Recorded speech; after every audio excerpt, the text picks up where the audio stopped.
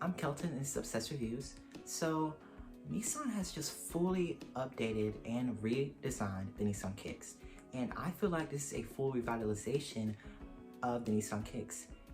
They have improved everything from trunk space, rear seat space, tech, and safety features. And I feel like this is a way of progressing the style, the Kicks brand even more in the subcompact genre, because this is a vehicle that has taken a lot of time in this space, because it's been 8 years since it came out, I believe in 2018. Well, actually not 8 years, oh my god. It's been 6 years since they have come out with the Nissan Kicks in 2018, and now they have managed to finally redesign it and bring it to a more competitive space. Okay, starting with the exterior styling, which is something that really threw me off in the beginning, I'm actually starting to warm up to it. So the new styling threw me off mainly because of the headlights and that line design that's kind of coming from the grille. The grille has this black piece that kind of extends over the entire front end, and it presents a more flat design than the last generation, which had more of an angular design, which was like it or hate it.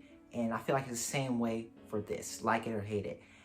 And the grille going into the headlights just really threw me off at the beginning. But now I'm actually starting to like it more, because I feel like those headlights going from the top of the, or where the grille meets the hood, going all the way down towards the lower grille, kind of accentuates the more larger size of the Kicks than the last generation.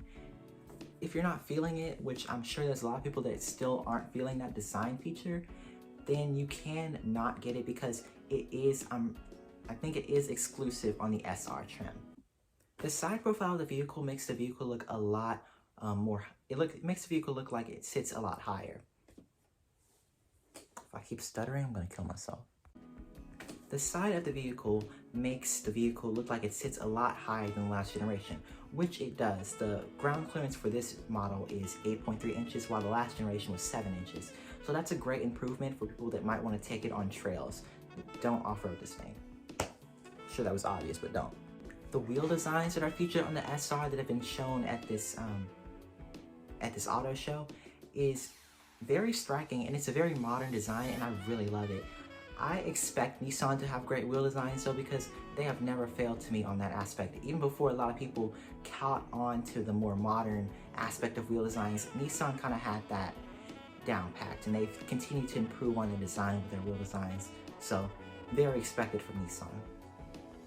However, they are 19s, so on a small vehicle like this, that I'm sure isn't that much longer than the last generation, I think that 19s can be very detrimental to the car's ride quality, and it's going to probably be a lot more bumpy and rough on the roads, but we'll have to wait till we can actually drive it. And the rear end of the vehicle, it looks good, but I wouldn't say it's anything extraordinary. And as for the taillights, I feel like they also did that line design to kind of mimic the front end design, and it just looks kind of weird. It doesn't give formality, it doesn't give cohesiveness, it just gives ugliness. So I don't like the taillights, but it's kind of whatever. They kind of blend with the rest of the design, so you can't really just be like, oh my god, I hate it. It looks all right. Let me know your opinion on the taillights and the rear design, but they also had some pretty interesting color color options for the vehicle, and they should be on screen right now, but they look really cool in my opinion, and I'm glad that brands are starting to venture out of the matte gray that everybody seems to love, which I've said that a million times in other reviews, but everybody needs to move on from that. Let's get some yellows, some oranges, some pinks, anything interesting that can expand our horizons on that. But like I said before, I think this exterior design evolution was very much needed. It barely looks like the last generation. So I almost wouldn't say evolution, but I think that it just really positions itself to be actually able to compete with vehicles like the Mazda CX-30, the Kia Seltos, and the Hyundai Kona.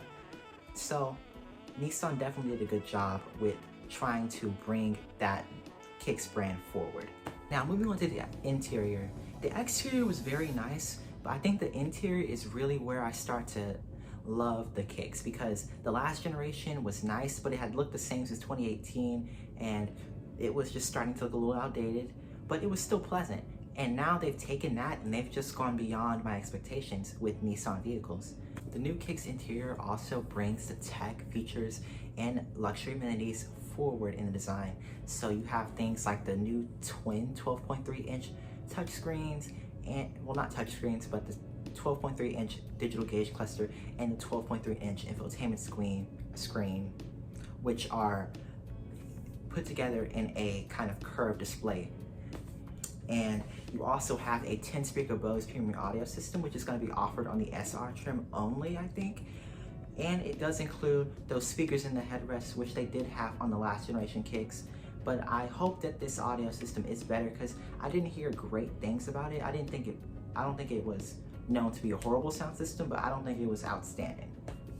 It'll also add ProPilot Assist to the vehicle, which is very needed, especially for a vehicle that kind of advertises as a first car for like teenagers, and it's mainly what I see buyers buying it for. More and more safety features being added to the vehicle is definitely top priority. The interior design of the Kicks, I noticed it combines a lot of interior design features from other Nissan models. Like for instance, the Aria with the 12.3-inch screens and the touch-sensitive climate controls, and the Rogue with the trim design and the steering wheel. So I feel like they didn't want to focus too hard on trying to create something so boldly new with the Kicks, but they also wanted to progress it. They did do something very bold with the exterior, but as far as the interior, they wanted to just take other things from Nissan models and make it a vehicle that was pleasant, safe, and nice, and it's going to appeal to the buyers that are already looking at Nissan Kicks models. The only element of the Kicks that I can say reminds me of the last generation was the center console, because it still has that same two cup holder design, but that doesn't really matter, and the door design, which is obviously, that doesn't really matter either, because they're going to have to cut corners somewhere to keep the vehicle cheap, because that was one of the things that kept the Nissan Kicks appealing, its very low starting price. Now, moving on to the engine options in the Kicks, it will have a 141 horsepower 2.0 liter inline-4 engine, and I think this should be a good improvement from the last generation, because that is known for having trouble going up hills. However, it is the same engine that's in the Sentra, so that is also an engine that is known for being pretty slow in the vehicle it's in. So we'll see if that's going to be a drastic improvement in terms of power.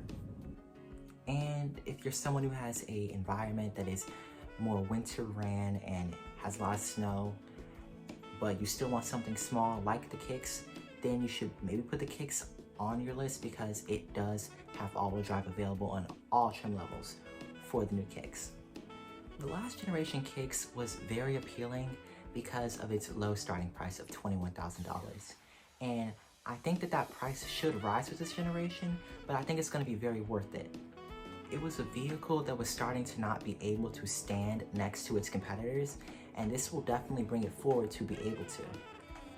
The reason it still was able to stand on its own was because it was pleasant, it was safe, and it was cheap.